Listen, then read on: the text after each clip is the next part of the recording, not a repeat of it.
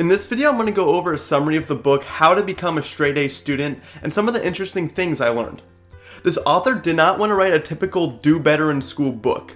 He didn't get the information from experts or anything like that. He interviewed top scoring undergraduates in college and looked for unique and optimal study habits. If someone said they simply worked long hours and just studied a lot, he disregarded that response because that's more obvious and it's not unique. So to begin, he starts by saying that time is not the reason people fall behind in college, because you will find people who accomplish more in less time than others. And why is this? It's because how we spend our time is what affects our performance. Something I mentioned in a previous video was that deep work is what top students often do.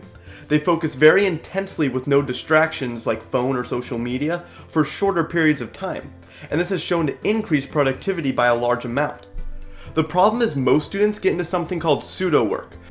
This is where students work in a distracted environment, like someone who is working with a TV on in front of them, or even in a study group where you aren't really studying much. This actually hurts your brain's ability to focus and think clearly and efficiently. This requires much more work to achieve the same retention of information as someone working a much shorter amount of time with no distractions. Remember, your quality of work is equal to the time spent times the intensity of your focus. You may not realize it, but checking your phone real quick has a larger effect on your focus than you may think. Top students often participated in focused study bursts, where they focused with no distractions for about an hour and did this throughout the day until they studied what was needed. This means your brain won't become drained from focusing for too long, while actually studying less time than those who are distracted. Now let's move on to time management. This should not be a long process. So you should keep a calendar of some sort and just take 5 minutes either in the morning or right before bed to plan out the day ahead. I would use something like Google Calendar. You can put all your classes for the entire quarter or semester in one color, like shown here in blue. Then deadlines or exams might be in another. Then time you plan to study might be in another color. He also recommends keeping a things to remember list, which is just a scratch sheet of paper in your pocket for when random things come up during the day, like a teacher tells you of a new homework assignment. Write it down real quick, then transfer it to your calendar at night or in the morning during your 5-minute prep. Things to do and deadlines that are only in your head simply distract you and drain your energy. Having things written down will allow you to just look at your calendar and know what you need to do for the day. If this seems like a lot, trust me, the habit will form if you keep doing it. Don't spend more than 5 minutes or it just becomes a chore. Now on to procrastination. Through his interviews, he found that almost no students defeated the urge to procrastinate. This is just natural. Some things in school are just boring and we don't want to do them. But he did find that top students found ways to manage that feeling even if they couldn't avoid it. So throughout the interviews, he kept track of 5 ways students managed procrastination. The first was to keep a work progress journal. Also in the morning or at night, just like with your calendar, write down what you want to accomplish in the day, like finish your math homework. And if you don't complete something, give a quick reason why at the end of the day. Having to write down why you procrastinated will make you feel more guilty about it and help you avoid it so that the next day you don't have to write anything down because you completed the task that you set out to. Number 2 is to give yourself energy. Drink lots of water. Don't drink more than 1 large caffeinated beverage in an hour. Try eating vegetables, fruits, whole grains, protein, and don't skip meals. If this might be tough for you, at least follow this on exam weeks or weeks that you need to work a lot. Number 3 is to make the studying an event. Go to a coffee shop, a library, or something where you are forced to begin work. It's easier to procrastinate from home, but if you bring all your stuff with you somewhere, it makes it more likely you will simply begin when you get there. Number 4 is to build a routine. Find a certain hour you maybe have free every day and make that a must-study hour. So if you're free at 11 a.m. every day after a morning class, use that 1 hour at least to get work done. It may not be enough time, but getting into that routine will make for more consistently productive days. And last is to choose your hard days. There will be some challenging days in college, like for procrastinators that would be the day before 2 exams and a paper is due, but they are forced into that by the deadline. But what you should do is plan those days ahead of time. If you have some exams the next week, plan for a very tough day of work early on as if you have lots the next day. Then you can space out those tough days and feel more accomplished.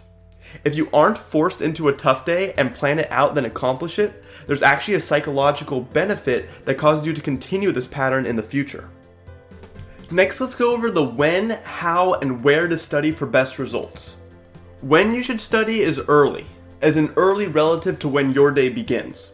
Students work best between the time they wake up and the time they eat dinner.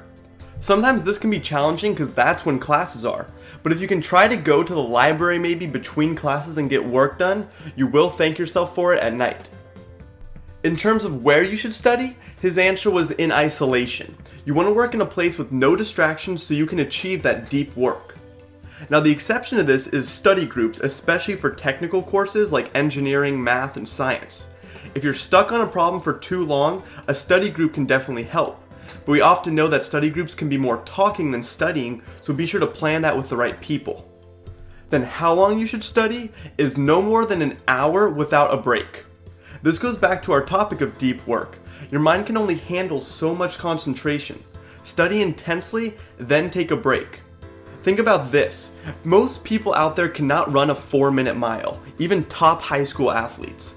But many high school athletes could run a 1-minute quarter mile 4 times throughout a day with breaks. In terms of track and field, running this quarter mile in a minute multiple times won't set you any records, but in terms of studying, it's all the same. You basically ran that 4-minute mile, but you don't burn out as much. The breaks from studying should ideally be small, maybe up to 10 minutes, but that will help refresh your brain more than you may realize. You don't need to quit social media altogether, just for like an hour at a time. Next, you want to make sure you go to class. He really emphasizes this, and it's not so much a matter of learning is the most important thing, but it's just that it will save you time, simple as that. By missing class, it means you usually will have to do even more work on your own to catch up. In non-technical courses like psychology, philosophy, political science, and so on, that don't really involve math and formulas, you should not write down everything that the professor says. You want to take note of big ideas and summarize everything efficiently. But in technical courses, you should write down everything you can in terms of example problems. Write down every little thing an example problem includes, because that's what you will be analyzing when you study. If you don't get something, put a question mark near it and look at it later. You also should be doing consistent working rather than cramming. Top students studied a little nearly every day as opposed to cramming the day or two before a midterm, and this one I agreed with a lot. You may need to cram, but you don't want it to be required because that will cause stress and it's much harder for your brain to absorb everything. Spend 4 weeks slowly understanding the material for a midterm rather than in 3 days. If you need to memorize things, the author says the quickest way is flashcards, which is what most top students did. When it comes to studying, one of the best things is the quiz and recall method. The best thing you can do is not just read, but then replicate what you have gone over. It can be in psychology and explaining a certain concept or term in your own words out loud, or if it's in math, do a problem completely from scratch without looking at your notes. If you can complete it, then you've likely committed it to memory. If your professor makes exams from past years available, make sure to use those. But ideally you want to use those near the end, and I really like this tip. Do all the studying you need from your textbook and notes. Don't even look at the previous exams just yet.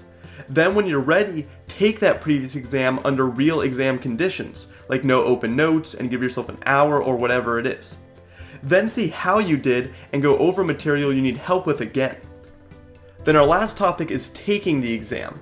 The first thing you want to do is review the whole test.